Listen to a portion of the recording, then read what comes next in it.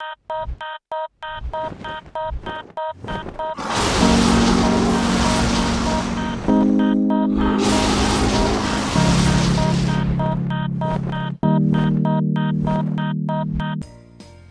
what's up? It's Chase from On the Table Gaming, and today we're looking at gaming, but not on the table. We're looking at a digital version with Tabletop Simulator. It's a game you can get on Steam, and what it basically does is it lets you run board games online. So we're going to take a look at the A Song of Ice and Fire mod by Z-Game, and opening up, we're going to make a single-player game, although typically you'd want to make a multiplayer game.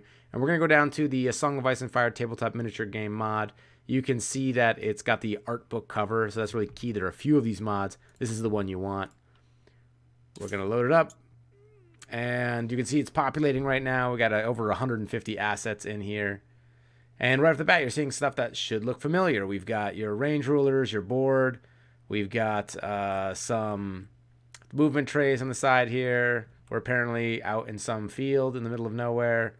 Okay. And you got your tactics board. All right, you got rule book over here. So if you want to, I'm more used to on the table gaming than digital. So going through the rule book, I can flip through and take a look at some of the clarifications in case we get stuck on stuff. They've got their own version of rules for how to use Tabletop Simulator, some tips and tricks, setting up the battlefield, etc. And over here, you got your game modes. And so we could let's take Game of Thrones. It's going to pull out the assets for that. So we can put a weirwood tree down.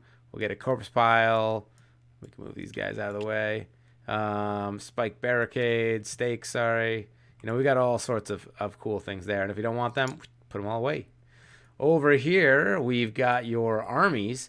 So you got your Lannisters, of course, everybody's favorite, with things like the Pyromancers. So we can open up the Pyromancer box. Let's see what we got inside. We got the unit card with the stats. We've got, what are these?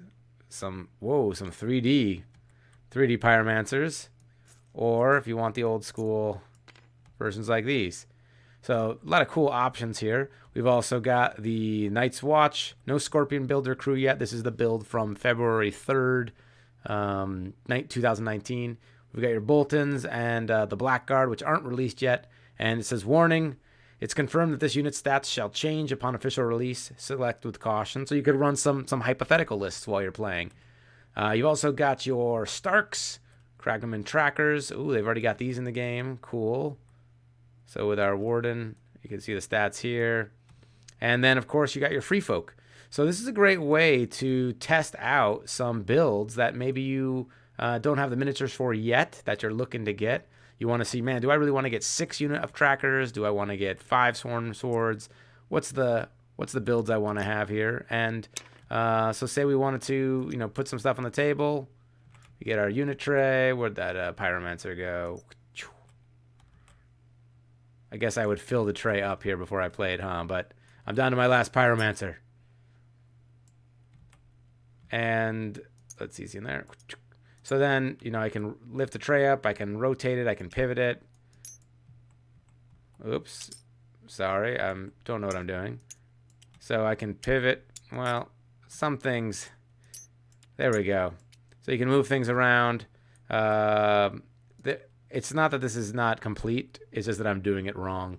I probably should have practiced a little bit more with this mod before I reviewed it. But this is the best A Song of Ice and Fire mod that I've seen yet on Steam for Tabletop Simulator. So yeah, you get your range rulers in here, and I'm still using these. I'm a little bit confused by a few things. Now, I like how they have the attack zones, right? Or my arcs, I can see where I can charge, where my flanks and rear are. The move button over here. I'm not quite sure how this works yet. I think it's written over here on the wall somewhere, but it seems a little bit counterintuitive. That would be a critique of mine. I mean, it'd be great if I could just move up a band, but as you can see, they don't actually line up. The bands go from the center of this, so I guess if I wanted to move up, so see how I measure from here?